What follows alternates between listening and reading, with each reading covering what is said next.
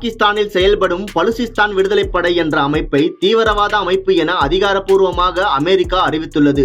மஜித் படைப்பிரிவு என்ற அமைப்பும் இதில் அடங்கும்.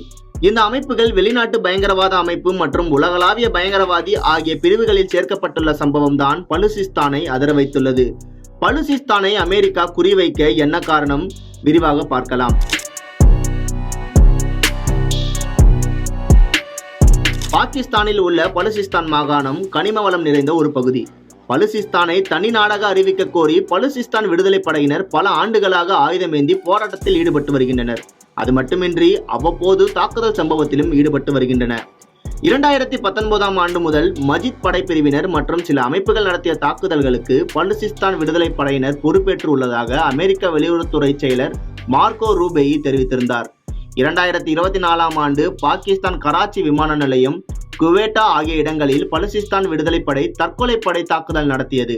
அதேபோல கடந்த மார்ச் மாதம் பலுசிஸ்தான் ராணுவம் ஜாஃபர் எக்ஸ்பிரஸ் ரயிலை கடத்தி 300 பயணிகளை சிறைபிடித்து பாகிஸ்தானுக்கு அதிர்ச்சி கொடுத்தனர்.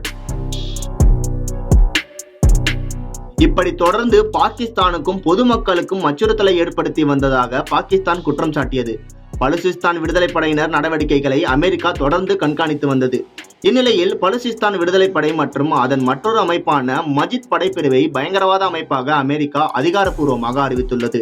இது குறித்து பேசிய அமெரிக்க வெளியுறவு அமைச்சர் மார்கோ ரூபேயி, பலுசிஸ்தான் விடுதலை படையின் வன்முறை நடவடிக்கைகள் மக்களின் பாதுகாப்புக்கு அச்சுறுத்தலாக உள்ளன, உலக ஒற்றுமையை சீர்குலைத்தும் வருகின்றன, பயங்கரவாத நடவடிக்கைகளுக்கு எதிராக ஆதரவை குறைப்பதற்கு இதுவே ஒரு சிறந்த வழி என குறிப்பிட்டுள்ளார்.